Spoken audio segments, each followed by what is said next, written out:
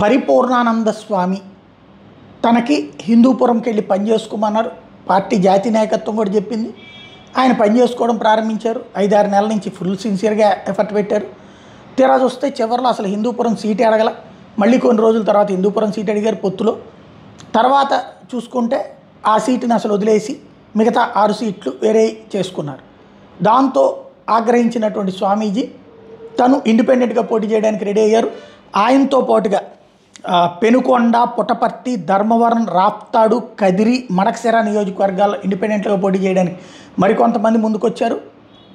ఏది స్వామీజీ శిష్యులు అంటే హిందుత్వ అంశంతో తెర మీదకి రావడానికి. అదే సందర్భంలో బాలయ్య నియోజకవర్గం హిందూపురం అసెంబ్లీలో కూడా పోటీ చేయడానికి పరిపూర్ణానంద సిద్ధమయ్యారు.